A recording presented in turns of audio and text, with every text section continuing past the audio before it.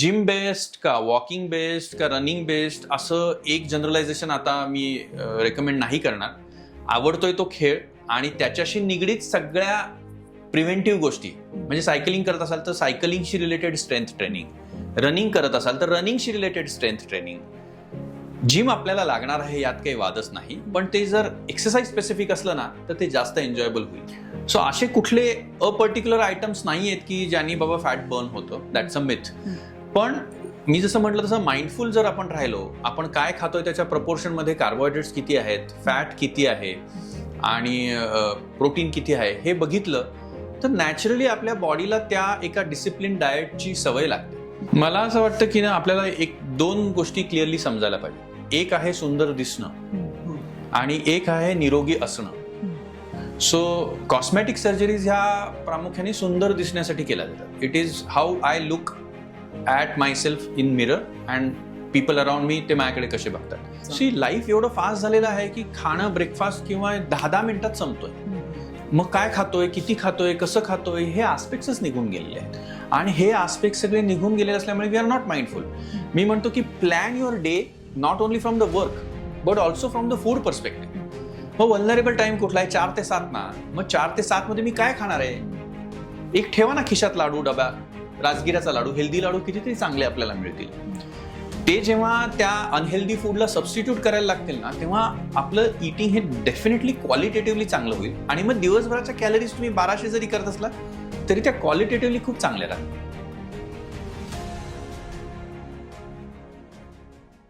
नमस्कार, मी श्री अजय देशपांडे.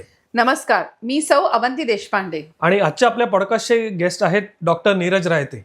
डॉक्टर नीरज हे एक रोबोटिक GI आणि बेरियाट्रिक सर्जन आहेत जे की ज्युपिटर हॉस्पिटलशी अटॅच्ड आहेत. आजचा विषय खूपच इंटरेस्टिंग आहे आणि very close to my heart as a nutritionist. आम्ही चर्चा केली आहे की वजन कमी करताना काय काय गोष्टी तुम्ही सायंटिफिकली लक्षात घेतल्या पाहिजेत. त्याचबरोबर प्रोटीन्स, कार्बोहायड्रेट्स, फॅट लॉस किंवा डाएटचे जे काय फॅट्स आहेत त्याच्याबद्दल पण आम्ही चर्चा केली.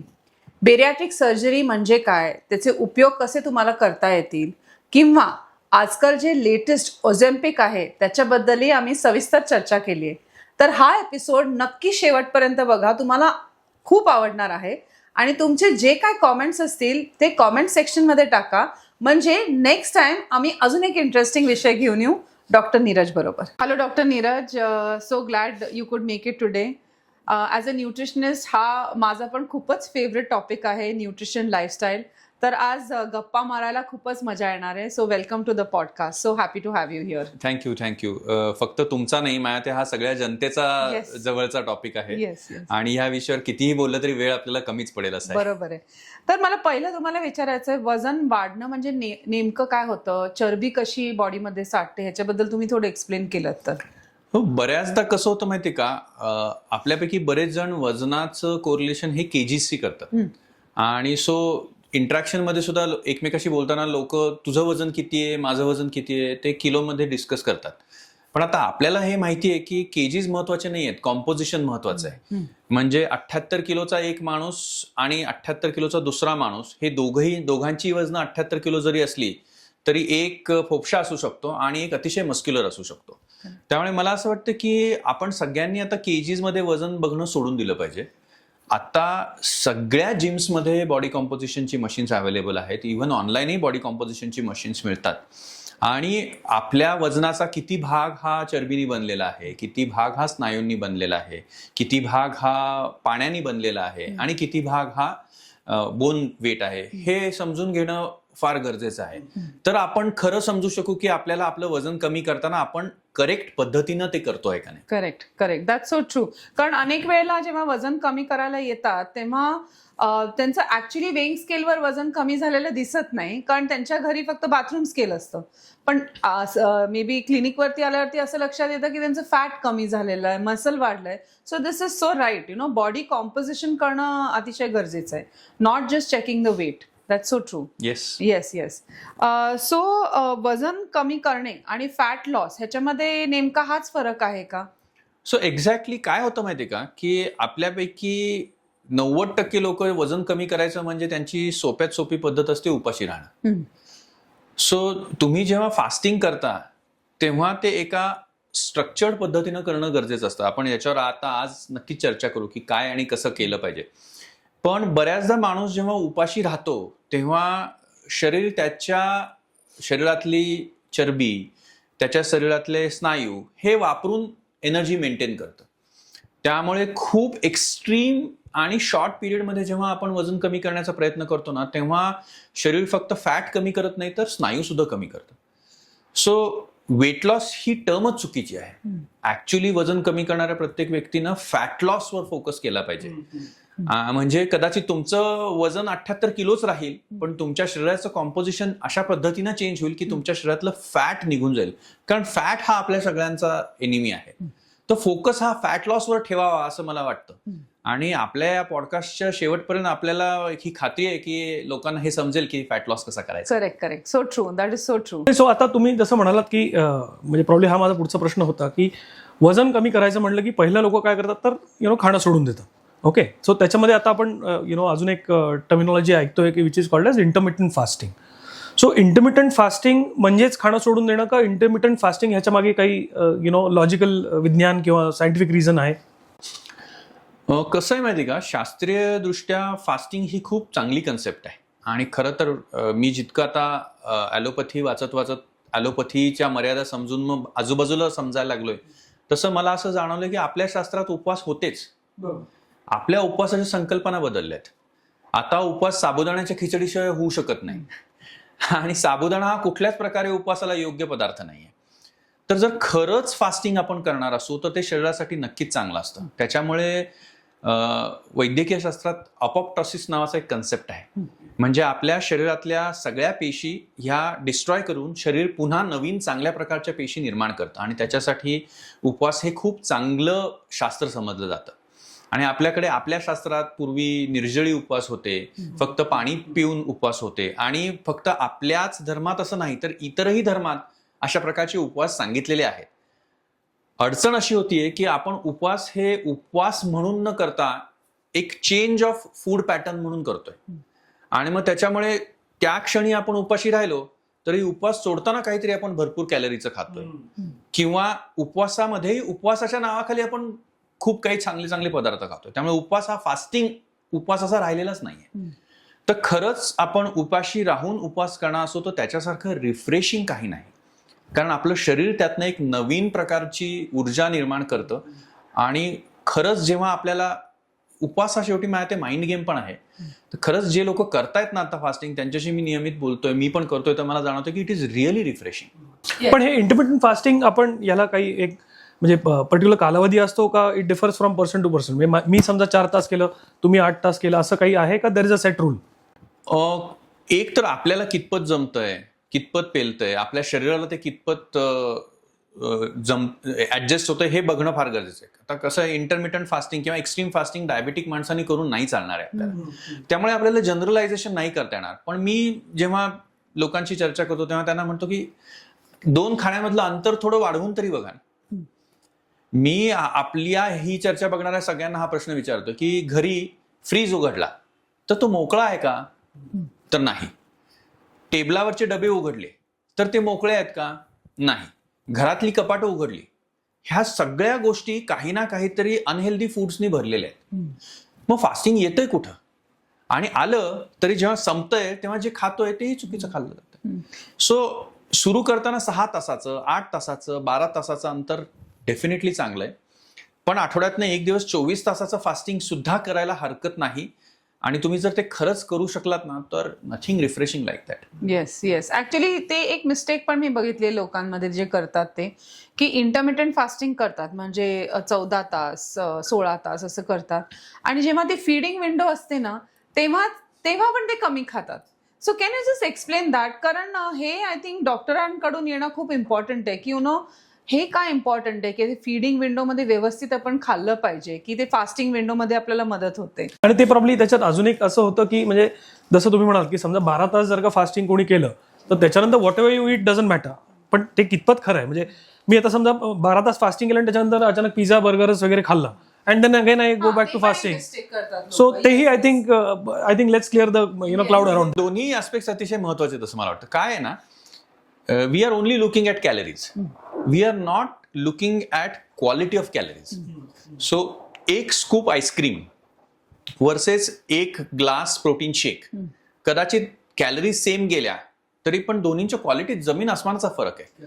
सो त्यामुळे फास्टिंग सोडताना सुद्धा आपण काय खातो आहोत हे मॅटर करणारच आहे.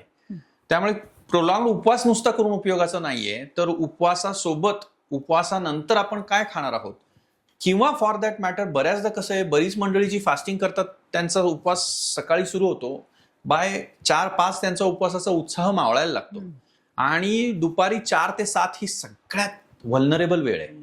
तेव्हा आपण सामोसा, वडापाव, हाताला येईल ते, समोर दिसेल ते खायला तयार असतो. म्हणून मी हा आपला डिस्कशन बघणाऱ्या लोकांना एक शब्द सांगेन, त्याला मी माइंडफुल इटिंग म्हणतो.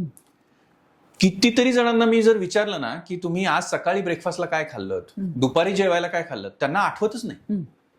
म्हणजे ते खातायत पण ते काय भरतायत हे त्यांना माहित नाहीये. So they are not mindful about what they are satisfying their hunger. हा, म्हणजे जस्ट ते त्यावेळेला पोटभरीचं जे मिळतंय ते खाऊन मोकळं व्हायचं. सी लाईफ एवढं फास्ट झालेलं आहे की खाणं ब्रेकफास्ट किंवा 10 मिनिटात संपतोय. मग काय खातोय, किती खातोय, कसं खातोय, हे आस्पेक्ट्सच निघून गेलेले आहेत. आणि हे आस्पेक्ट सगळे निघून गेलेले असल्यामुळे वी आर नॉट माइंडफुल. मी म्हणतो की plan your day not only from the work but also from the food perspective. मग व्हल्नरेबल टाइम कुठला आहे, 4 ते 7 ना. मग 4 ते 7 मध्ये मी काय खाणार आहे, एक ठेवा ना खिशात लाडू, डबा राजगिराचा लाडू, हेल्दी लाडू कितीतरी चांगले आपल्याला मिळतील. ते जेव्हा त्या अनहेल्दी फूडला सबस्टिट्यूट करायला लागतील ना, तेव्हा आपलं इटिंग हे डेफिनेटली क्वालिटेटिव्हली चांगलं होईल. आणि मग दिवसभराच्या कॅलरीज तुम्ही 1200 जरी करत असलात तरी त्या क्वालिटेटिव्हली खूप चांगल्या राहतील. म्हणजे एनर्जी राहते ना, नाही तर मग नेक्स्ट डे एनर्जीच राहत नाही फास्टिंग करून. असं पण बरेच जण, नाही तर मग बिंज इटिंग होतं की एवढं मी फास्टिंग केलंय मग काहीतरी चुकीचंच खाल्लं जातं, ते पण आहे. आणि we have so many resources today. Yes, आपण आज ChatGPT टाकलं की मला 7 दिवसाचं हेल्दी माझं टिफिन प्लॅन करून दे, किंवा आपल्याला सहज इतके ऑप्शन्स मिळतील जे हेल्दी आहेत, ते फक्त आपल्याला एक्झिक्यूट करायचे. मला नाही वाटत ते अवघड आहे. इफ यू आर माइंडफुल ना, we are not mindful and that is the challenge. Yes, म्हणजे ठरवलं तर नक्कीच होऊ शकतं. हो, सजगपणे आपल्याला खाता आलं पाहिजे. करेक्ट. सो आता आपण जेव्हा वजन कमी करतो ना, तेव्हा हे एक्झॅक्टली फॅट कुठे नाहीसं होतं, म्हणजे वेन यू लूज वेट, तर where does this fat disappear? So आपल्या शरीराची जी बॉडी असते त्याच्या मेटाबॉलिझम मध्ये जेव्हा जेव्हा आपल्याला एनर्जी लागते, ती एनर्जी ATP म्हणून जे युनिट असतं, it's a currency of energy. जसं आपल्याकडे रुपया आपण म्हणतो तसं. सो ते ATP फॉर्म होण्यासाठी बॉडी आयदर ग्लुकोज यूज करतं किंवा फॅट यूज करतं. जे आपल्या शरीरातलं स्टोअर्ड फॅट असतं ते जेव्हा वापरलं जातं तेव्हा शरीरातल्या मेटाबॉलिझम मध्ये त्या ATP जेव्हा बनतात तेव्हा त्यातला जो बाय प्रोडक्ट असतो तो वॉटर आणि कार्बन डायऑक्साईड असतो. So water gets evaporated from our body through our breathing, through sweating, through urine, and carbon dioxide is exhaled through breathing. So जेव्हा जेव्हा आपला मेटाबॉलिक रेट वाढतो ना, तेव्हा आपल्याला स्वेटिंग होतं आणि आपला रेस्पिरेटरी रेट पण वाढतो. सो फॅट हे शेवटी पाणी आणि CO2 मध्ये बर्न होतं. Correct. And then there is one more thing ना, की पहिल्यांदा the carbohydrates get utilize, yes, and then the fat gets utilize. Yes. So ते पोचायला थोडासा वेळ लागतो आणि तिथेच थोडंसं लोकांचं बरेचदा चुकतं, असं पण होतं. Correct, absolutely. सो तुम्ही एक म्हणालात की even like you know fat burning जे व्हायला लागतं, तर असे काही फूड्स आहेत का, स्पेशली आपण जे प्रोटीन बोलतो त्याच्यामध्ये ती कपॅसिटी आहे ऑफ फॅट बर्निंग, तर can you just explain a little bit about that? So आपल्या सायंटिफिक टर्म्समध्ये आपण त्याला प्रोटीन स्पेअरिंग इफेक्ट असं म्हणतो. सो असे कुठले पर्टिक्युलर आयटम्स नाही आहेत की ज्यांनी बाबा फॅट बर्न होतं, दॅट्स अ मिथ. पण मी जसं म्हटलं तसं माइंडफुल जर आपण राहिलो, आपण काय खातोय त्याच्या प्रपोर्शनमध्ये कार्बोहायड्रेट्स किती आहेत, फॅट किती आहे आणि प्रोटीन किती आहे हे बघितलं तर नॅचरली आपल्या बॉडीला त्या एका डिसिप्लिन डाएटची सवय लागते. आणि यू आर ऑल्सो गट एक्सपर्ट, तर तुम्हाला माहिती आहे की ते डिसिप्लिन डाएट फॉलो केलं तर क्वालिटी ऑफ लाईफ किती चांगल्या प्रकारे सुधारते. Most of the food items which we are consuming right now are processed carbohydrates or trans fats. तर त्यांचं चॅलेंज हे आहे की ते जास्त वेळ आपल्या शरीरात आपल्याला भूक मारत नाहीत. प्रोटीनचा एक सिग्निफिकंट ऍडव्हान्टेज असा आहे की प्रोटीन घेतल्यानंतर एक पुढे 4 ते 6 तास आपल्याला भूक लागत नाही. आणि म्हणून आपल्या प्रत्येक खाण्यामध्ये कॉन्शियसली आपण प्रोटीन काय आहे हे स्कॅन करायला पाहिजे. मी तर सगळ्या पेशंटशी डिस्कस करताना म्हणतो की समोर आल्यावर पहिला प्रश्न स्वतःला विचारा, ह्याच्यात प्रोटीन काय आहे. आणि परत I will go to our own Indian tradition and science की आपले सगळे फूड आयटम्स हे ऍक्च्युअली प्रोटीन रिच होते. स्टेपल डाएट आपलं काय होतं? पिठलं आणि भाकरी. पिठलं काय? प्रोटीन आहे. स्टेपल डाएट मध्ये आपली खिचडी होती, ती काय होती? डाळ आणि ऍक्च्युली हे मी नाही, तुम्हीच सांगायला पाहिजे, पण this is a reality. That is the reality. हळूहळू आपल्या सगळ्यांच्या प्लेट्स मधले प्रोटीन कमी कमी कमी होत गेलेले आहेत आणि कार्ब्स वाढत गेलेले आहेत. करेक्ट. आणि that is why we are feeling more hungry and we are eating. That's so true. I think आपण आता since you are talking about food, तर ॲज यू राईटली सेड की we are in the fast world, जेव्हा लोकांकडे hardly काही time असतो in terms of ॲटली deciding किंवा प्रोटीन खायचं आहे का आता मी कार्ब्स खातोय, they don't even look at it. So अशा काळामध्ये आता नाव there are certain tablets which have come किंवा there are certain powders which have come which they claim की it is a replacement of the food that we are consuming. तर ह्या कितपत घेतलेल्या चांगल्या किंवा घेतल्यानंतर ह्याचा काय इफेक्ट होऊ शकतो शरीरावरती, हे थोडंसं जरा एक्सप्लेन करू शकाल का? मला नेहमी असं वाटतं की जितकं आपण आपलं डाएट नॅचरल ठेवू, जितकं कमी प्रोसेस ठेवू, जितकं फ्रेश फूड ठेवू, तेवढं ते चांगलं आहे. ते शक्यच नसेल तर in some of the situations आपण सबस्टिट्यूट म्हणून ह्या सगळ्या गोष्टींचा डेफिनेटली उपयोग करू शकूच, यात काही वाद नाही. फॉर एक्झाम्पल, माझा मुलगा युकेत शिकतो आणि तिथे एक प्रोटीन रिच पावडर मिळते आणि ॲज अ फूड सबस्टिट्यूट, कारण तिथे मुलांना स्वयंपाक करायचा कंटाळा आहे, मग फूड सबस्टिट्यूट म्हणून आपण ती प्रोटीन रिच एक पाऊच घेऊन टाकायची, असं त्यांनी सुरू केलं होतं. आणि 6 months जवळजवळ तो हे रेग्युलरली करत होता. Recently we had a talk. त्याला एक अशा विशिष्ट प्रकारच्या स्किन ॲलर्जीज चालू झाल्या ज्या त्याला आतापर्यंत कधीच होत नव्हत्या. ओके. मग मी त्याला म्हटलं की what has changed in your life की ज्याच्यामुळे तुला या ॲलर्जीज चालू झाल्या? तर तो म्हटला मी ते फूड आयटम जे प्रोसेस्ड आहे ते चालू केलेलं आहे. मी म्हटलं थांबून बघ. त्यांनी 1 महिना ते थांबवलं आणि ऑल दोज ॲलर्जीज व्हॅनिश्ड. सो मला असं वाटतं की जेव्हा आपण कुठल्याही रेडीमेड हायली प्रोसेस्ड गोष्टी घ्यायला लागतो ना, तेव्हा या फूड ॲलर्जीज होण्याचा चान्स बऱ्यापैकी आहे. कारण त्याचे कॉन्स्टिट्युएंट्स, त्याचं कॉम्पोजिशन ह्याची आपल्या शरीराला सवय नाही. आपलं शरीर ना खूप स्मार्ट आहे, ते त्याला हवंय ते घेतं आणि त्याला नकोय ते सोडून देतं. आपण जर रेडीमेड गोष्टी त्याला फीड करायला लागलो तर then there is an issue. So मी कुठल्याही प्रकारच्या पावडरी गोळ्या पर्सनली कोणी स्वतः घ्याव्या असं रेकमेंड करणार नाही. तुम्हाला त्या घ्यायच्या असेल तर definitely you should consult a nutritionist, consult an expert doctor, and then may incorporate that as a part of life. But ताजं खाण्यातली मजा वेगळीच आहे ना. मी जस्ट एक ऍड करीन ह्याच्यामध्ये, वी ऑलवेज से की supplement should be use as supplement, yes, not replacement. काय होतंय की जेव्हा आपण नॉर्मल फूड खातो त्याच्यामधनं जे न्यूट्रिएंट्स मिळतात आणि मग आपण सप्लिमेंट्स घेतले की त्याचं डायजेशन इफेक्टिव्ह व्हायला लागतं. फक्त सप्लिमेंट्स गेले तर बाकीचे न्यूट्रिएंट्सच अवेलेबल नसतात त्याच्या डायजेशनसाठी, मग ते होत नाही. व्हे प्रोटीनचं एक कॉमन एक्झाम्पल आहे. प्युअर व्हे प्रोटीन फक्त प्रोटीन आहे, त्याच्यामध्ये कॅल्शियम वगैरे असं काही नाहीये. पण जर बाकी फूड पण व्यवस्थित घेतलं तर ते कॉम्प्लिमेंट होतं व्यवस्थित. So I think that is one thing. आणि आणखी एक आस्पेक्ट आहे त्याच्यातला की जेव्हा आपण नॅचरल फूड घेतो ना, तेव्हा त्याच्यासोबत आपला गट फ्लोरा पण करेक्ट मेंटेन राहतो. करेक्ट. तो सप्लिमेंट मधून राहत नाही राहत, आणि काय डिस्ट्रॅक्ट होतो. हा, इनफॅक्ट तो डिस्टर्ब होतो आणि मग त्याच्यामुळे काही ना काहीतरी हेल्थ रिलेटेड चॅलेंजेस चालू होतात. एक्स्ट्रीम वेट लॉस करणाऱ्या बऱ्याच पेशंट्सना मी कॉन्स्टिपेशनसाठी कन्सल्ट केलेलं आहे, ब्लोटिंगसाठी कन्सल्ट केलेलं आहे, इंडायजेशनसाठी कन्सल्ट केलेलं आहे. कारण हे जे सप्लिमेंट्स रिप्लेसमेंट होतात तिथे सगळी गडबडून जातात. सो बेसिकली म्हणजे नॅचरल फूड्स कन्झ्युम केल्याने the sustainability is more than the external mechanisms, त्या टॅबलेट्स असो किंवा पावडर्स असो. So just to complement that, at a probably now that we're talking about food, we'll discuss a little bit about exercise also. So weight loss किंवा fat loss म्हटलं की typically everybody says की do cardio because cardio is the best form of exercise. मग ते brisk walking असो, running असो किंवा काय let's say some kind of cycling असो. पण वेट लॉस साठी नावडेज जिम करणं सुद्धा इक्वली इम्पॉर्टंट आहे असं म्हणतात. So if you can just throw light on that की बाबा हे कॉम्बिनेशन मध्ये करायला पाहिजे का? Does cardio stand alone is better for weight loss or fat loss, or probably let's say weight training is stand alone better for fat loss or weight loss? इथे ना मला माझा मित्र डॉक्टर मल्हार गांधलाला कोट करायला आवडेल. तो म्हणतो की प्रत्येक व्यक्तीची एक ॲथलीट आयडेंटिटी असते.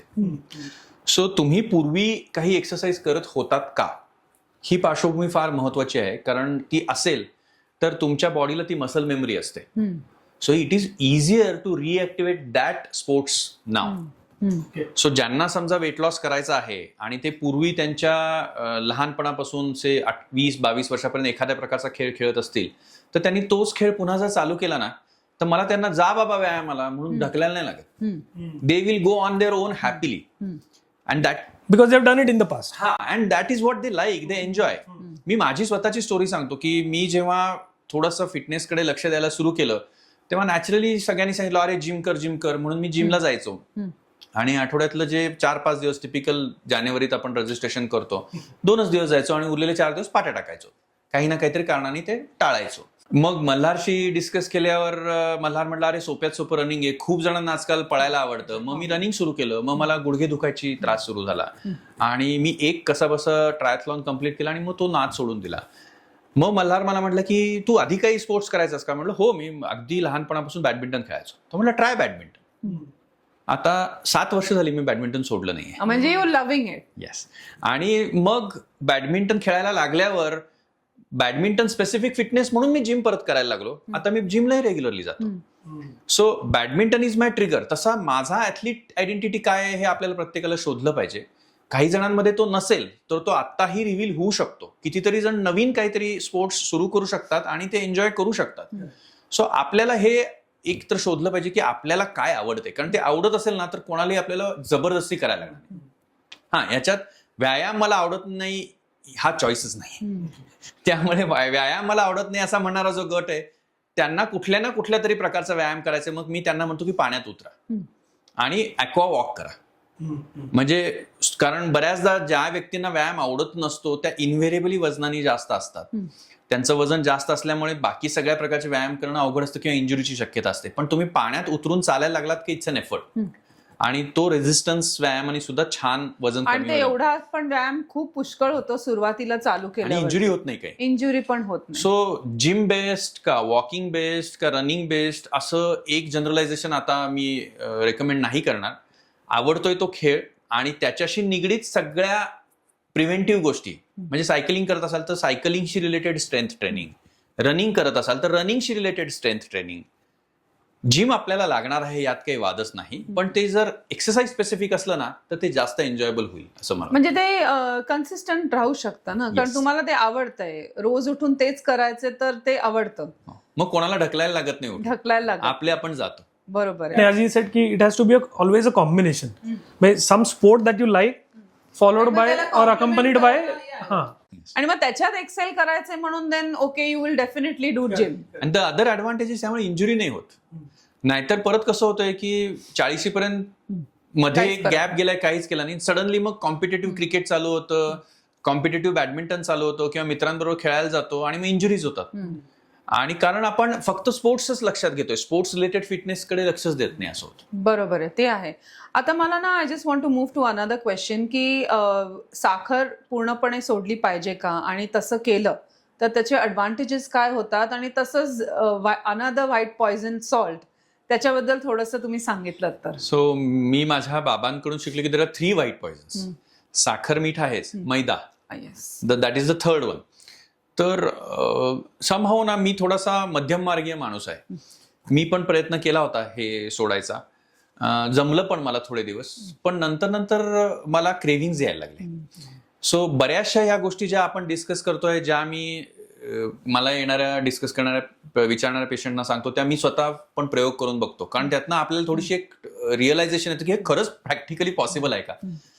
So I would not suggest something extreme. तुम्हाला बिनसाखरेच्या गोष्टी आयुष्यभर जमत असतील, खूप आनंद आहे, काहीच वाईट नाही. But there are some of us who have sweet tooth. बरोबर. मग तिथे आपल्याला त्या स्मार्टली कशा मॅनेज करता येतील हे जर आपण शिकलो तर कदाचित जे आपण कमी केलेलं कन्झम्पशन आहे ना ते जास्त काळासाठी टिकू शकेल. बरोबर आहे. एक्स्ट्रीम केलं ना की ते टिकत नाही. करेक्ट. आणि मग परत देन यू फील लाईक मग क्रेव्हिंग सुरू होतात. करेक्ट. आणि मग we are back to square one. एक कारण असं आहे की जेव्हा तुम्ही ना जेवण व्यवस्थित घेत नाही, म्हणजे फायबर घेतलं, प्रोटीन घेतलं, तूप घेतलं, हे पण जर मिस झालं ना कुठे, मग जेवल्यावरती काहीतरी गोड खावं असं वाटतं. तसं पण आहे, काहीतरी कुठेतरी मिसिंग होतं. पण असं पण मी बघितलेलं आहे की आपल्याला म्हणजे संबडी लाईक मी, मला आवडतं छान छान खायला आवडतं, गोडी खायला आवडतं, तर मला दिसलं आणि नाही खायचंय असं होत नाही. त्यामुळे मग मी पोर्शनवर लक्ष देतो की जर पोर्शन कंट्रोल केला तरी समाधान मिळतं आणि क्रेविंग पण होत नाही. बरोबर आहे. मग एक्स्ट्रीम बिंज होत नाही, कारण बिंज इज अन एनिमी. सोडता आलं तर नथिंग लाईक दॅट, म्हणजे ज्यांनी सोडलेलं आहे आणि जे ते सोडून राहतायत त्यांच्या सगळ्या हॅट्स ऑफ. पण ते नाही जमत सगळ्यांना, आपण सगळे सामान्य माणसं दॅट्स सो ट्रू. म्हणून मी पण रेकमेंड करते की डार्क चॉकलेट खा, एखादा चिक्कीचा बाईट घ्या किंवा खजूर जरी खा, तेवढं पण सॅटिस्फाईंग होऊन जातं. आणि फोर्सफुली तुम्ही एखादी गोष्ट सोडली की त्याचं क्रेविंग जास्त होतं, as he rightly sed. Instead of that probably have it in a moderate proportion where your mind and even the body is satisfied की हे मला मिळालेलं आहे. आणि मिठाचं त्याच्याबद्दल काय सांगितलं तर सेमच म्हणेन मी, एस्पेशली ज्यांना ब्लड प्रेशरचा त्रास आहे त्यांनी वरून मीठ टाकू नका. पण अळणी खाणं शक्यच नाही ना, बिन मिठाचं कसं खाणार. पण जे आलेलं आहे त्याच्यावर बऱ्याच जणांना वरून ऍडिशनल मीठ टाकायची सवय असते. तेवढं जरी आपण अवॉइड करू शकलो तरी दॅट इज गुड. मिठाचं एक चॅलेंज असं की it causes lot of water retention आणि मग त्याच्यामुळे वजन वाढण्याची शक्यता असते. मैदा हा परत प्रोसेस्ड आहे, त्यामुळे प्रॅक्टिकली म्हणजे मी सुरू केलं जेव्हा हे सगळे विषय तेव्हा मी म्हणायचो बंद करा बंद करा. आजकाल मी म्हणतो कमीत कमी जेवढं करता येईल. Moderation is the best key to success, I think so. Absolutely. तर आपण साखरेबद्दल बोललो, मिठाबद्दल बोललो की मॉडरेशन इम्पॉर्टंट आहे. तसं चीट मील ह्याच्याबद्दल काही सांगाल का? ओव्हर एक्झॅगरेटेड कन्सेप्ट आहे असं मला वाटतं. जर आपण आपल्या डे टू डे लाईफमध्ये थोडीशी साखर, थोडंसं मीठ, थोडासा मैदा हे घेत असू ना, तर चीट मीलची बहुधा वेळ येणार नाही, कारण ते क्रेविंगच उरणार नाही. आणि these days I have started feeling that there is nothing 100% in this world. Perfect कोणीच नाहीये, आपण सगळेच कुठे ना कुठेतरी कमी जास्त आहोत. त्यामुळे let us not chase perfection. मग माझ्या दृष्टीनं परफेक्शनची डेफिनेशन हीच आहे की आपल्याला 80% वेळा जरी ती गोष्ट पाळता आली ना तरी सुद्धा आपण सक्सेसफुल आहोत असं म्हणायला हरकत नाही. मग ते व्यायामाच्या बाबतीतही खरं आहे, डाएटच्या बाबतीतही खरं आहे. एखाद्या वेळेला डाएट मिस झालं, एखाद्या वेळेला व्यायाम मिस झाला तर गिल्ट असायचं काही कारण नाही. We have to get back to the routine. Correct. So एखाद्या विकेंडला आपण कुठे बाहेर खायला गेलो तर दॅट इज फाईन. करेक्ट. तिथेही जर आपण माइंडफुल असलो, तिथेही जर आपण पोर्शनच्या बाबतीत लक्ष देत असलो, खाण्याच्या प्रेफरन्सेसमध्ये प्रोटीनकडे लक्ष देत असलो, तर मला नाही वाटत की फारसा काही नंतर ना या सगळ्या गोष्टी आपल्या आयुष्याचा भाग बनून जातात. आता नॉर्मली मी कितीही खाल्लं तरी सुद्धा माझ्या कॅलरीज दिवसाच्या 1400च्या वर जातच नाही. मी कितीही प्रयत्न केला तरी जात नाहीत. मग चीट मील जरी मी खाल्लं तरी ते 1400च्या वर जात नाही. बरोबर आहे. It won't harm, I don't think.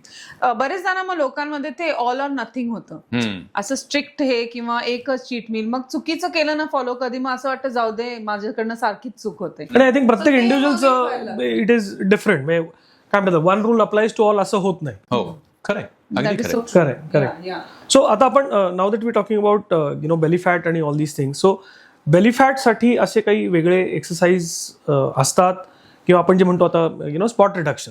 तो spot reduction does it really work, आणि म्हणजे is it a concept per se or is it a myth? Spot reduction is definitely possible by surgery, not otherwise. आणि belly fat तर आपला storehouse आहे. So weight loss मध्ये सगळ्यात शेवटी belly fat loss होतो. Fat loss always starts from top and then goes down. त्यामुळे belly fat साठी म्हणून वेट लॉस करणं हा मिथ आहे. फॅट लॉस साठी म्हणून आपण डेफिनेटली वेट लॉस करू शकतो. अगेन आमच्याकडे तर आम्ही बेलीला बिअर बेली म्हणतो. सो बरेच मंडळी जे बाकी सगळं छान फॉलो करत असतात पण 2-2 पिंट बिअर घेत असतात, त्यांच्या पोटाकडे बघितलं की तो 9 महिन्याचं बाळंतपण आपल्याला दिसतं. So beer is basically carbs. So ज्यांच्या आहारामध्ये हाय कार्ब डाएट आहे ना, ते त्यांची बेली फॅट कधीच कमी करू शकणार नाही. मी यापूर्वीच्या माझ्या चॅट शोज मध्ये पण हे सांगितलेलं आहे, मी आज परत हे सगळ्यांना सांगेन की तुम्हाला जर तुमचं बेली फॅट कमी करायचं असेल तर लिहून घ्या, तुमच्या आहारातले कार्ब्स मिनिमम करा and you will start seeing the results की बेली फॅट कमी होतोय. स्पेशली इव्हनिंग टाइमला जेव्हा कमी केलं ना तर जास्ती रिझल्ट इफेक्टिव्ह दिसतो. येस. आणि परत Bailey fat is a combination. म्हणजे कसं आहे, बऱ्याचदा पोट पुढे आलेलं असतं ना, ते सगळं फॅटमुळे नसतं, ते पोश्चरमुळे सुद्धा असतं. People are not working on their posture. तर पोश्चर करेक्शन केलं तरी सुद्धा बरंचसं पोट आत जाऊ शकतं. त्याच्यासाठी फिटनेस गरजेचं आहे. त्यामुळे simplest way to reduce belly fat is cut down on processed carbs. तर आता आपण कार्ब्स बद्दल बोलतोय तर मला एक प्रश्न विचारायचा आहे की मला पण हे बरेच लोक विचारतात की आता डाएट सुरू करणार म्हणजे तू माझा भात बंद करणार आहेस का.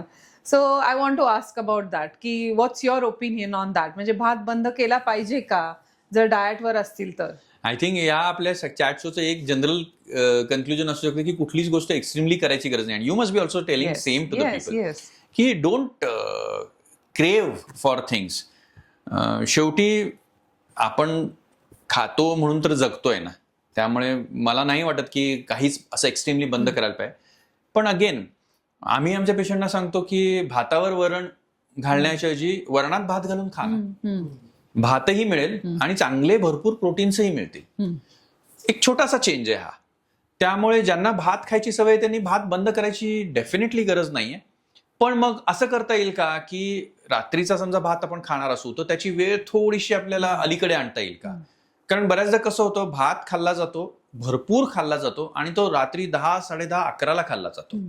त्याच्यामुळे काय होतं, मग ते त्याच्यानंतर लगेच झोपलं जातं, मग ते सगळं gets converted to fat. Correct. So if we can bring the time little early and change the composition of bhat आणि काहीतरी प्रोटीन, तर मला वाटतं खाऊ शकतो. काय अजून एक ॲडिशन मी सांगेन, म्हणजे this is a trick which I tell my people, ज्यांना भात खूप खायला, इव्हन डायबिटीज ज्यांना आहे त्यांना भात बनवायचा बासमती, फ्रीजमध्ये ठेवायचा, next day warm it and eat it, resistant starch तयार होतो. सो स्पेशली आता जी लोकांना भातावरतीच थ्राईव्ह किंवा खूप आवडतो भात खायला, मग आता असं सांगावंच लागतं. एकदम ते बंद ते करतील सुद्धा, थोडे दिवस बंद करतील, मग नंतर क्रेविंग सुरू होतं त्यांना. आणि हे पण तुम्ही सांगत असाल ना, थोडंसं तूप त्याच्यावर, तूप डेफिनेटली, वरण भात तूप लिंबू, येस, बेस्ट कॉम्बिनेशन आहे. I think that was also myth की तूप खाणं प्रॉब्ली इन्क्रीजेस युअर वेट किंवा त्याच्यामुळे फॅट्स वाढतात. त्यांनी ते this the best way to eat rice. मला असं वाटतं की यातल्या भरपूर गोष्टी ह्या कुठं ना कुठं तरी इंडस्ट्री आणि मार्केटिंग ड्रिव्हन आहे. कदाचित आपल्या हा शो बघणाऱ्या बऱ्याच लोकांना माहित असेल की त्या नवरात्रीतल्या ज्या साड्यांचे रंग असतात हे कुठेही आपल्याकडे कल्चरल नव्हते. ते एका प्रसिद्ध पेपरनी चालू केलेली पद्धत होती, वेगवेगळ्या रंगात साड्या नेसायची. तसंच आणखी एक 10,000 स्टेप्स हा एक खूप, पण तीही एका पेडोमीटर कंपनीनी लोकांमध्ये अवेअरनेस क्रिएट करण्यासाठी केलेली मार्केटिंग ट्रिक होती. तसंच रेडीमेड प्रोसेस्ड सिरल्स बनवणाऱ्या कंपन्यांनी सकाळचा ब्रेकफास्ट हा लाईफस्टाईलमध्ये आणलेला आहे. आपल्याकडे कुठे होता हो ब्रेकफास्ट? आपण 2 वेळच जेवायचो, आता आपण कायमच जेवत असतो. So I think if we are mindful, तर आता मी लोकांना असं म्हणतोय की भूक लागली तरच खा आणि खूप भूक लागायची वाट बघू नका. ह्या दोन्हीतला थोडासा जर समज आपल्याला फरक जर समजायला लागला ना, कारण खूप भूक लागली ना तर खूप खाल्लं जातं आणि मग तेव्हा आपल्याला भूक कंट्रोल होत नाही. त्यामुळे भूक लागल्यावर जर खाल्लं ना तर मग ते 2दा असेल, 3दा असेल, एखाद्या वेळेला एकदाही असेल. म्हणजे एखाद्या वेळेला समजा आपण लग्नाचं जेवण जेवलो ना तर रात्री भूक लागत नाही, मग तेव्हा काही गरज नाही ना रात्री खायची. बरोबर. आपण आपल्याला फार असं शिस्तीत बांधून घ्यायची काही गरज नाहीये. त्यामुळे काय खातो आहे, किती खातो आहे आणि खाताना खरंच भुकेसाठी खातो आहे का, या गोष्टींची जाणीव ठेवली तर. तसंच आहे ना ते की 2दाच खाल्लं पाहिजे का 2-2 तासांनी खाल्लं पाहिजे. आय थिंक ते वैयक्तिक आहे नाही का, म्हणजे इट्स पर्सन टू पर्सन. काय काय ना ऑफिसमुळे जमत नाही सारखं खायला, मग त्यांना 2दाच आवडतं खायला. So I think that is irrespective. असं पण म्हणतात ना 7च्या आतच खाल्लं पाहिजे, तर त्याच्याबद्दल काय तुमचं म्हणणं? I agree. म्हणजे मला हे पूर्णपणे मान्य आहे की झोपेच्या आधी कमीत कमी एक, म्हणजे तुमची खाण्याची वेळ आणि तुमची झोपेची वेळ याच्यात कमीत कमी 2 तासाचं अंतर असणं खूप चांगलं आहे आणि ते आरोग्यादृष्टीनं खूप फायदेशीर आहे. म्हणजे आमच्याकडे बरेच ऍसिडिटीचे पेशंट्स येतात, त्यांनाही आम्ही सांगतो की लवकरात लवकर खा. परत शास्त्रीय दृष्ट्याही असं सांगितलेलं आहे की आपल्या बॉडीचा जो सर्कॅडियन रिदम असतो तो सूर्यानुसार तयार झालेला आहे. सो सनसेटला आपल्या बॉडीचा सर्कॅडियन रिदम डाऊन व्हायला लागतो. त्याच्यानंतर जर आपण जास्त खाल्लं तर ते सगळं स्टोअर होण्याचे चान्सेस जास्त असतात आणि सूर्य मावळायच्या पिरियडमध्ये जर आपण खाल्लं तर ते कन्झ्युम होण्याचे चान्सेस जास्त असतात. त्यामुळे मला वाटतं की जितकं जेवणाचं आणि झोपेचं अंतर कमीत कमी असेल तितकं जास्तीत जास्त असेल तितकं बेटर आहे. या म्हणजे बरोबर आहे, सर्केडियन रिदम खूप इम्पॉर्टंट आहे. ते मग डायजेशन नाही होत फूडचं प्रॉपरली. आता ना moving on to the concept of detox drinks, लिंबू पाणी प्यायलं की वजन कमी होतं, काय काय गोष्टी मॉर्निंग रिच्युअल्स आता आजकाल म्हणतात, तर काय काय गोष्टी आहेत बरोबर केल्या पाहिजेत. पण डिटॉक्स ड्रिंक किंवा हे जे असे रिच्युअल्स आहेत त्याच्याबद्दल तुमचं काय मत आहे? मला वाटतं these are all substitutes which we have created to give your self a satiety without calories. So बऱ्याचदा उपवास करणाऱ्या लोकांना आम्ही हे सांगतो की तुम्हाला भूक लागली तर एक ग्लास पाणी प्या, लिंबू पाणी प्या, असंही आपण सांगतो. It is just like that, की त्या क्षणी जेव्हा आपण ते घेतो तेव्हा पोट भरल्यासारखं वाटतं आणि मग खरंच भूक लागली आहे ती शारीरिक भूक आहे का मानसिक भूक आहे ह्याचं एक थोडंसं डिफरन्सिएशन होतं. म्हणजे आम्ही आमच्या पेशंटशी डिस्कस करताना त्यांना सांगतो की तुमची भूक तुम्हाला समजता ओळखता आली पाहिजे. बऱ्याचदा आपलं जेवण झालेलं असतं छान आणि तरी सुद्धा आपल्यासमोर एक छान पदार्थ आला, गुलाबजाम, श्रीखंड, आईस्क्रीम, बघा माया सांगण्यात एक गोड तर ते खावंसं वाटतं आपल्याला. मग ती बऱ्याचदा पण शारीरिक नाही मानसिक भूक असते. So many a times we eat for emotions, we don't eat for the necessity. आणि ते डिफरन्शिएट करण्यासाठी ही सोपी ट्रिक आहे की असे जेव्हा आपल्याला भूक वाटते तेव्हा पटकन एक ग्लास पाणी पिऊन घ्यायचं आणि मग आपल्याला तो एक रिअलायझेशन होतं की अरे नाही खरंच आपल्याला भूक लागलेली नाहीये, हे आपण बघतो आहे म्हणून आपल्या तोंडाला पाणी सुटलेलं. किंवा तहान पण लागली असते, मिस्टेक होते ती की भूक लागली म्हणून. किंवा खूप लोक जर चहा घेत असतील ना तर आम्ही सांगतो मग एखादा चहा शिफ्ट करून ग्रीन टी घ्या, गरम पाणी प्या, त्यांनी पण खूप सॅटिस्फॅक्शन मिळतं. ती फक्त त्यावेळची गरम प्यायची क्रेविंग असते, ब्रेक हवा असतो ऑफिसमध्ये प्रॉब्ली, तसं होतं ते. Right. So being mindful about our hunger and what is coming in front of us is very very important. So मी पेशंटना सांगतो की एक डायरी ठेवा. डायरी काय तर आज दिवसभरात मी काही खाल्लं की संध्याकाळी झोपताना मी आज काय काय खाल्लं हे लिहून ठेवायचं. सो मग लक्षात यायला लागतं की अरे आपण आज हे खाल्लंय, हे कधी मध्ये खाल्लं आपण, कारण भरपूर मधल्या गोष्टी नाही तर त्या डायरीत येतच नाही. कुठतरी चिप्सचं पॅकेट असतं, चॉकलेटची एक छोटीशी कॅडबरी असते किंवा मित्राबरोबर 2 कप चहा असतो, अशा भरपूर ऍडिशनल कॅलरीज येतात ज्या डायरी लक्षात पण येत नाही. आणि मग म्हणतात की वजन का नाही कमी झालं. मी तर सगळं पाळतो. That is so true, that is so true. So आता आपण now that we talking about obesity, so ओबीसपणा हा प्रत्येक माणसाचा वेगळा वेगळा असतो आणि probably initially as you defined की वेट जरी सेम असलं तरी प्रत्येकाचं शारीरिक ठेवण ही वेगळी असते आणि त्याप्रमाणे त्याचं पोट कमी जास्त तो एक प्रकार असतो. सो असा म्हणजे किंवा आपण जर का डिफाईन करायचं झालं तर अशी कुठली वेळ येते किंवा अशी कुठली वेळ येते तेव्हा आपण डॉक्टरला कन्सल्ट करतो regarding any kind of surgery will be done. आणि त्याच्यामध्ये सुद्धा प्रॉब्ली एक ॲडिशनल प्रश्न आहे की bariatric surgery is something that we are already aware of, किंवा आता कॉस्मेटिक फॅट रिडक्शन हे असं जे म्हणतात. सो वन इज की कुठली वेळ जेव्हा we should consult a doctor आणि probably what is the difference between these two kind of surgeries. मला असं वाटतं की ना आपल्याला 1-2 गोष्टी क्लिअरली समजायला पाहिजेत. एक आहे सुंदर दिसणं आणि एक आहे निरोगी असणं. सो कॉस्मेटिक सर्जरीज ह्या प्रामुख्याने सुंदर दिसण्यासाठी केल्या जातात. It is how I look at my self in mirror and people around me ते माझ्याकडे कसे बघतात. सो कॉस्मेटिक सर्जरीमध्ये मग आपल्याला शरीराच्या एखाद्या भागातली चरबी वाढलेली पटत नसेल, आवडत नसेल तर तेव्हा ती चरबी लायपोसक्शन सारखं ऑपरेशन करून त्वचेखालच्या भागातली काढता येते आणि त्यांनी मग आपल्याला आपलं दिसणं सुधारता येतं. सो मी जोक्युलरली पेशंट्सना म्हणतो की तुम्हाला शोरूम करायची का गोडाऊन? तुम्हाला जर शोरूम करायचं असेल तर तुम्ही कॉस्मेटिक सर्जरी करा, पण तुम्हाला पॉवर हाऊस क्रिएट करायचे असेल तर तुम्हाला तुमच्या आरोग्याकडे लक्ष द्या. बरोबर आहे. आणि मग आरोग्याकडे जर लक्ष द्यायचं असेल तर पहिले आपल्याला आपलं बॉडी कॉम्पोजिशन करून आपलं आयडियल वेट काय आहे हे समजायला पाहिजे, आपली आयडियल वेस्ट काय आहे हे समजायला पाहिजे आणि त्याच्यापेक्षा आत्ता आपण कुठे उभे आहोत.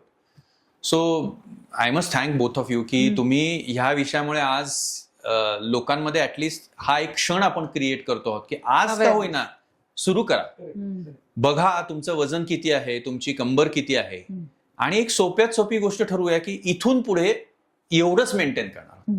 इतकं जरी केलं तरी काही हरकत नाही. मग ठीक आहे, डायबिटीस असेल, थायरॉइड असेल, जे काय असेल, पण मग माझा डायबिटीसचा डोस मी वाढवणार नाहीये, वाढू देणार नाहीये, थायरॉइडचा डोस मी वाढू देणार नाही. मेंटेनन्स जरी आपण अचीव्ह केला ना तरी that is I think first step. That is so true. आणि हे सगळं करूनही जर गोष्टी हाताबाहेर जात असतील ना तर bariatric surgery definitely is a life transforming surgery, ह्याच्यात काही डाऊटच नाही. आता मी जवळजवळ 2012 पासून म्हणजे गेले 12-15 वर्ष करतोय हे आणि I have seen phenomenal results in patient. Quality of life त्यांचं जे बदलतं, मला वाटतं की आजार बिजार सोडा बाजूला, वजनामुळे जे मानसिक त्रास आहेत ना ते निघून जातात. मी कितीतरी अशा स्टोरीज ऐकलेल्या जिथे नवरा बायको येतात आणि नवरा म्हणतो अहो आम्हाला सिनेमाला जायचं असतं पण ही येतच नाही, हिचं वजन जास्त आहे. कॉन्फिडन्स क्रिएट होतोय ना. येस. Yes. आणि ती सेल्फ इमेज फार महत्वाची आहे. खरंच आहे. आणि मग आज जर आपलं वय समजा 35-40 असेल तर 40 ते 60 जास्त वजनाचं जगायचं आहे का 40 ते 60 निरोगी हेल्दी जगायचंय, हा चॉईस आपल्याला निवडायला पाहिजे ना. बरोबर आहे. एक बेरियाट्रिक सर्जरी केलेल्या पेशंटच्या वाईफशी मी सर्जरी झाल्या म्हटलं की see now his life will transform. तर त्या सर्कॅस्टिकली हसल्या आणि त्या म्हटल्या डॉक्टर त्यांचं नाही, आमचं आयुष्य बदलणार आहे. Correct. So true. Because many a times वजन एखाद्या व्यक्तीचं जरी जास्त असलं ना तरी त्या अख्ख्या घराची एन्व्हायरमेंट त्या वजनाच्या भोवती फिरत असते. त्यामुळे एक व्यक्ती जास्त वजनाची पासून निरोगी झाली तर त्या अख्ख्या घराची एन्व्हायरमेंट निरोगी असते. Correct correct correct. आणि ती एक ऑपॉर्च्युनिटी आहे ना ज्यांचं म्हणजे मी समजते की जास्ती वजन असणं हे एक मेटाबॉलिक डिफेक्ट पण असू शकतो. जर करेक्ट झाला आणि एक ऑपॉर्च्युनिटी मिळते वजन कमी करायची तर त्यांनी पण ती ऑपॉर्च्युनिटी घेतली पाहिजे. काय काय लोक ते मिसस्टेप करतात. मी इथे ना म्हणजे परत माझ्या डे टू डे प्रॅक्टिस मधली स्टोरी सांगेन की बऱ्याच वजन जास्त असलेल्या व्यक्तींना बेरियाट्रिकची ट्रीटमेंट घ्यायची असते. When they come to us त्यांच्या चेहऱ्यावरचे भाव असे असतात की अहो मला पटलेलं आहे, ह्यांना सांगा ना पटवून. कारण हे आजूबाजूचे आई बाबा काका मामा वहिनी ह्यांचं म्हणणं असतं नाही नाही असंच वजन कमी कर. अरे असंच कर म्हणून जर येत असतं तर केलं असतं ना. कारण ज्यांचं वजन जास्त असतं त्यांना खरंच वजन कमी करायचं असतं पण ते त्यांच्याकडून होत नसतं कारण त्यात त्यांचा दोष नसतो. It is there body and them fighting against each other. So the sooner आपण हे ऍक्सेप्ट करू की वाढलेलं वजन हा त्या व्यक्तीचा दोष नाही, हा त्या शरीराच्या फिजिओलॉजीचा दोष आहे आणि ती फिजिओलॉजी बेरियाट्रिक सर्जरीनी करेक्ट होते. म्हणजे विल पॉवरचा फक्त दोष नाहीये त्याच्यामध्ये, ते खूप इम्पॉर्टंट आहे. नाही आय थिंक दीज पेशंट त्यांनी already they must have already do ना. आणि फेलियर्स होतात खूप, दे गो बॅक, म्हणजे कमी झालेलं परत वाढतं, मग देन विल पॉवर पण एक होते आणि कॉन्फिडन्स लूज व्हायला लागतो. इन्सिडेंटली आता तुम्हाला हे खूप ऐकायला मिळत असेल की आम्हाला इंजेक्शन द्या, गोळ्या द्या वजन कमी करण्याचं. बरेच असे नवीन आता इंजेक्शन आलेले आहेत, त्यांचे सुद्धा फेल्युअर्स आहेत. कारण शेवटी हे इंजेक्शन्स मी अगदी सोपं उदाहरण द्यायचं झालं तर डायबिटीसच्या पेशंटला समजा आपण इन्शुलिन चालू केलं तर आपण ते बंद करू शकत नाही. It is just like that की ज्याचं वजन जास्त आहे त्यांनी समजा स्वतःला वेट लॉसचं इंजेक्शन चालू केलं तर ते त्यानं आयुष्यभर घेणं अपेक्षित आहे. तुम्ही कल्पना करा की समजा मी हे इंजेक्शन चालू केलं आणि जर काही दिवसांनी माझं वजन कमी झालं, मी ते बंद केलं, they will go back to their original weight. So lifestyle मध्ये चेंज नाही केला त्यांनी मधल्यामध्ये. करेक्ट. म्हणून I don't want to say की a method is really effective. आपल्याला हे समजून घेणं फार गरजेचं आहे की what can give me sustainable quality of life with weight loss. बरोबर आहे. इथे मला वाटतं की bariatric becomes much effective tool than so many other options when these options have not worked for us. So tell me, आता आपण जे बोललो की इंजेक्शन्स बद्दल, तर कधी वापरायचे इंजेक्शन्स आणि कधी करायची बेरियाट्रिक, ह्याच्यामध्ये तुम्ही डिसिजन कसं घेता मग? सो आमच्याकडे there is always a captain of the ship. बऱ्याचदा आता आमच्या हॉस्पिटलमध्ये आम्ही असा प्रोटोकॉल बिल्ड केलेला आहे की द बेरियाट्रिक टीम आणि एंडोक्रायनॉलॉजिस्ट म्हणजे अंतर्ग्रंथींचे एक्सपर्ट ह्यांचा आम्ही एक जॉईंट डिस्कशन घेतो की असे पेशंट जेव्हा आम्हाला कन्सल्ट करायला येतात तेव्हा माझ्याकडे कुठलाही पेशंट आला तरी मी त्याला एंडोक्रायनॉलॉजिस्टकडे पाठवतो. एंडोक्रायनॉलॉजिस्टकडे कुठलाही पेशंट असा आला तरी ते पेशंट ते आमच्याकडे पाठवतात. आम्ही सर्व पर्याय पेशंटशी चर्चा करतो आणि मग पेशंटला हे समजावून सांगतो की हा पर्याय तुमच्यासाठी कदाचित अप्रोप्रिएट असू शकेल. अल्टिमेटली दीज डेज हा एक इन्फॉर्म्ड डिसिजन आहे आणि शांतपणे विचार केल्यावर समजतं हो पेशंट. इतकं काही ते कॉम्प्लिकेटेड नाहीये. कारण आता कसं झालंय, बेरियाट्रिक सर्जरी 2000 सालापासून भारतात होते, हे काही नवीन नाहीये. बऱ्याच जणांना ते नेमकं काय हे माहित नाहीये. That is why we should come to expert, talk to them, discuss with them आणि समजून घेणं गरजेचं आहे की what is right for me. असे कितीतरी पेशंट आहेत ज्यांना आम्ही फक्त डाएट आणि एक्सरसाइजेस सांगतो आणि ते त्यांनीही बारीक होतात. करेक्ट. प्रत्येकाला काय आपण बेरेट्रिक करत नाही. एक मला त्यालाच एक जोडून प्रश्न विचारायचा आहे. लाईक आता खूप जण मला माहितीये जे ना म्हणतात की हे सोपं आहे म्हणून मला ते करायचंय. तर अशी तुम्ही काय चेकलिस्ट सांगाल की त्या लोकांनी डॉक्टरांना विचारलं पाहिजे, अशी कुठली चेकलिस्ट आहे की की 1 2 3 4 5 हे प्रश्न डेफिनेटली आन्सर झालेच पाहिजेत? मला असं वाटतं की सगळ्यांनी डॉक्टरांना एक गोष्ट विचारायला पाहिजे की याचे कॉम्प्लिकेशन्स काय आहेत. कारण प्रत्येक गोष्टीचे काही ना काहीतरी जसे इफेक्ट्स आहेत तसे साईड इफेक्ट्स असायची शक्यता असतेच, आणि ते आपण व्यवस्थित समजून घेणं गरजेचं आहे. दुसरं हे पण विचारायला पाहिजे की हे मी कितपत करू शकणार आहे. त्यामुळे हे एकदा आपल्याला समजलं ना की हे मी कितपत करू शकणार आहे, तर ते जास्त लॉंग चालणार आहे. तुम्ही जसं म्हटलं तसं हा सोपा पर्याय वाटणं ही यातली सगळ्यात मोठी घोळ आहे. कारण कुठलाच पर्याय सोपा नाहीये. सगळ्या पर्यायांमध्ये डाएट आणि एक्सरसाइजचा जो बेस आहे तो कुठेही आपल्याला चुकणार नाहीये. इथे पण नाही चुकत, इथे करायलाच लागतं. एक्झॅक्टली. करेक्ट. त्यामुळे तुम्ही व्यायामासाठी जर एखादा माणूस ठेवणार असाल ना तर ही पण ट्रीटमेंट फेलच होणार आहे. शेवटी तुम्ही किती कमिटेड आहात हे सगळ्यात महत्वाचं आहे. सो हे 1-2 प्रश्न डेफिनेटली विचार. आणि फायनान्शियली पण, राईट? हो, ते पण इम्पॉर्टंट आहे हो, की नेमकं किती मला खर्च येणार आहे आणि किती दिवस करायला लागणार आहे. एका पेशंटनी मला हा कागदावर हिशोब मांडून दाखवला होता आणि त्यांनी मला कागदावर हिशोब करून दाखवला. डॉक्टर हे बघा, ही इंजेक्शन्स मी 2 वर्ष घेतली तर ह्याचा खर्च एवढा होतोय, त्याच्याची ही 1 टाइम बेरियाट्रिक सर्जरी केली तर ह्याचा खर्च एवढा आहे.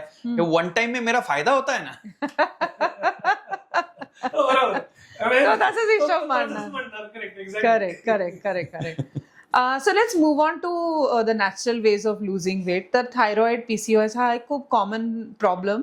आजकाल थायरॉइड दोन्ही मेल फिमेलमध्ये दिसतं. PCOS पण खूप कॉमनली अर्बन फिमेल्समध्ये दिसायला लागलंय. तर वजन कमी करताना स्पेसिफिकली काय काळजी घेतली पाहिजे अशा लोकांनी? कारण वजन कमी केलं की हे प्रॉब्लेम्स मॅनेज होतात हे माहितीये, पण काळजी काय घेतली पाहिजे? मला नेहमी वाटतं की ज्यांना thyroid, PCOS, for that matter diabetes सुद्धा, किंवा वजनामुळे काही ऍडिशनल आजार आहेत ना, त्यांचं नेहमी त्या आजाराबरोबर बॅटल चालू असतं. म्हणजे मी प्रयत्न करतोय वजन कमी करायचा, पण PCOS मला वजनच कमी करू देत नाही. मी प्रयत्न करतोय वजन कमी करायचा, पण घोरण्यामुळे मला झोपच व्यवस्थित होत नाहीये, माझं वजनच कमी होत नाही. So to fight that battle you need additional force, and that additional force is the expert doctor. एकदा तुमचं रोगनिदान झालं, तुम्हाला PCOS आहे किंवा थायरॉइड आहे, की विषय संपत नाही. या डॉक्टर बरोबर रेग्युलरली फॉलोअप करून, रेग्युलर औषधं घेऊन, समजून घेऊन, डिसिप्लिन फॉलो केला तर हे सगळं मॅनेजेबल आहे. म्हणजे लाईफस्टाईल मॉडिफिकेशन मध्ये हेल्प इम्पॉर्टंट आहेच आहे. अगदीच आहे, आणि ती नियमित सातत्याने घेत राहणं गरजेचं आहे. बरोबर. Ultimately it is a long term game, आणि तो लॉंग टर्म गेम आपण जर लॉंग टर्मच्या हिशोबाने खेळला तर नक्की सक्सेसफुल होऊ शकतो. मग तुम्ही जिंकताय का PCOS जिंकतोय, तुम्ही दमताय का थायरॉइड दमताय, हे गणित आहे. तेच आम्ही म्हणून तर डाएट काउन्सिलिंग म्हणतो ना, नुसतं कन्सल्टंट नाही होते. ते काउन्सिल करणं खूप इम्पॉर्टंट आहे, त्यांना पटवून देणं किंवा हँड होल्डिंग करणं जिथे आहे तिथे.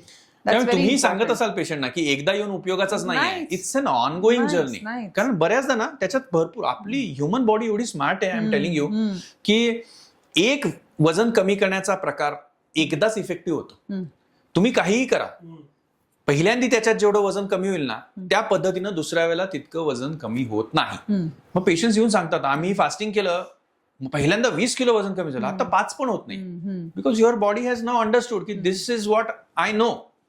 त्यामुळे प्रत्येक वेळेला आपल्याला नवीन नवीन पद्धत वापरायला लागते, नवीन नवीन पद्धतीनं वजन कमी करण्यासाठी. Crack the code. येस. माझा प्रॉब्ली प्रश्न आय थिंक समवेअर ह्याच्याशी लिंकच होता की इवन आफ्टर सर्जरीज जेव्हा आपण बघतो की वजन कमी होतं probably to the desired level किंवा at least at a moderate level, तर त्याच्यानंतर अशी स्पेसिफिकली काय काळजी घेतली पाहिजे? कारण देर आर चान्सेस की वजन जसं तुम्ही म्हणाल की परत वाढू शकतं, ज्याला आपण प्रॉब्ली यो इफेक्ट असं म्हणतो.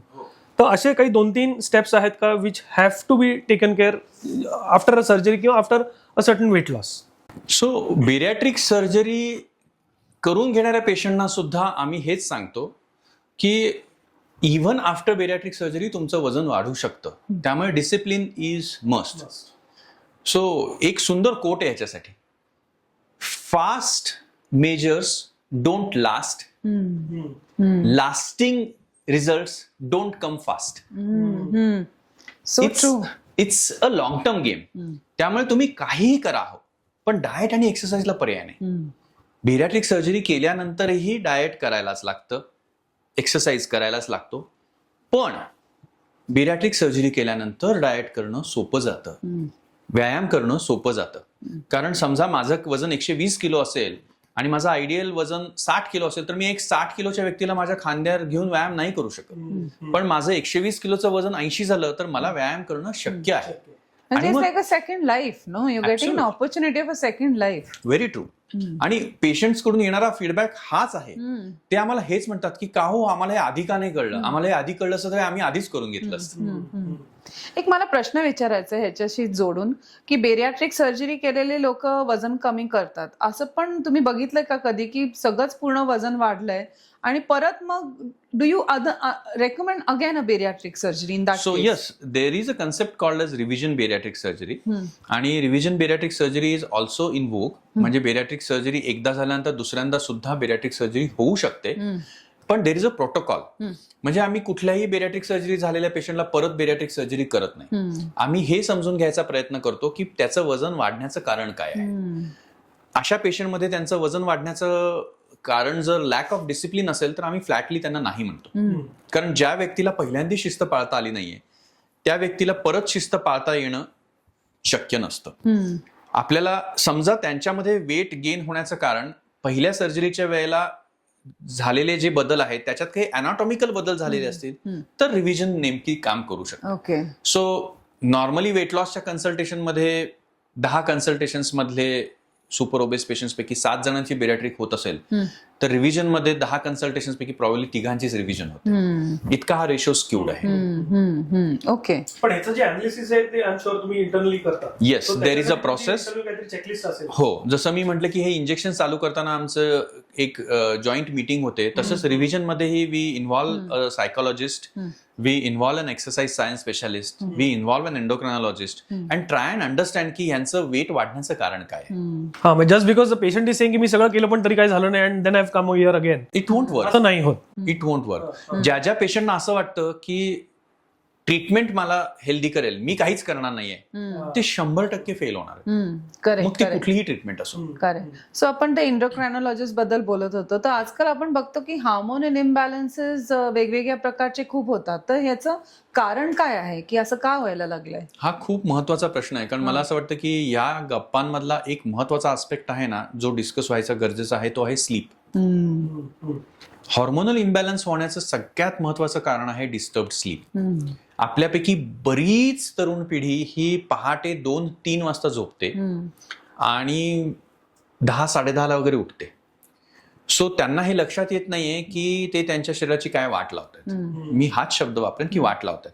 कारण जेव्हा तुम्ही इतक्या उशिरा झोपताना, कोणीही बघा, एक 10-10:30-11ला तुम्ही जर जागे राहिलात ना तर तुम्हाला भूक लागायला लागते. मग नॉर्मली 10:30-11 ते पहाटे 2-3 पर्यंतच्या पिरियड आहे ना, त्याच्यात जे काही खाणं असतं ना ते सगळं जंक असतं. कोणीही हेल्दी खाण्यासाठी उशिरापर्यंत जागत नाही. सो तिथे आपण अनारोग्य करतो आहोत. दुसरं, अशा झोपेमुळे आपला सर्कॅडियन रिदम डिस्टर्ब होतो. म्हणजे मी तुम्हाला परत एक स्टोरी सांगेन की आमच्याकडे एक पेशंट आली होती वेट लॉस कन्सल्टसाठी. तिचं सगळं कन्सल्ट झालं. कन्सल्ट झाल्यानंतर 3 महिन्यांनी ती परत आली, पण तिचं 1 किलो सुद्धा वजन कमी झालं नव्हतं. आणि वी वर शॉक्ड. म्हटलं की असं होणंच शक्य नाही, काय चुकतंय. आणि जेव्हा हे असे प्रसंग येतात ना तेव्हा we follow rule which is called as going back to basics. मग आम्ही पुन्हा सगळं व्यवस्थित खोदून विचारलं. तेव्हा असं लक्षात आलं की तिनं सांगितलं की डॉक्टर माझी नाईट शिफ्ट आहे. त्याला ते ग्रेव्ह यार्ड शिफ्ट म्हणतात. सो बाकी सगळं ती फॉलो करते आहे, पण तिची शिफ्टच नाईटची आहे, त्यामुळे तिचा सर्कॅडियन रिदम डिस्टर्ब आहे, त्यामुळे कॉर्टिसॉल लेवल्स डिस्टर्ब आहेत आणि त्यामुळे ती जे काही फॉलो करते त्याचा परिणामच होत नाही. दिस इज अ रियालिटी. सो असे नाईट शिफ्ट करणारे मंडळी जर वेट लॉस करत असतील ना तर त्यांच्या कन्सल्टेशन मधला आमचा एक ऍडवाइस हाही असतो की change your job to a day shift if you really want to change your weight. Otherwise we are not going to get result, we are fooling ourselves. So true. Correct. कारण त्या given सर्कॅडियन रिदमच्या त्या pattern मध्ये जर का तुम्ही बसत नसाल तर anyways anything is not good work, whether it is surgery or even for that matter diet किंवा काही एक्स्ट्रा एफर्ट्स घेतले. Other simpler solution we tell them is change your country. जिथे नाईट शिफ्ट आहे तिथे जाऊन राहा आणि डे शिफ्ट करा, बरोबर. तसंही चालेल. पण झोप रात्रीची व्यवस्थित होणं गरजेचं आहे. होण्याचं या that is so true. So झोपेचं आता आपण बोलतोय म्हणून आता त्यातही देर आर व्हेरियस थिंग. काही लोक म्हणतात की 6 hours इज गुड इनफ, काही लोक म्हणतात probably 8 hours or 9 hours is good enough.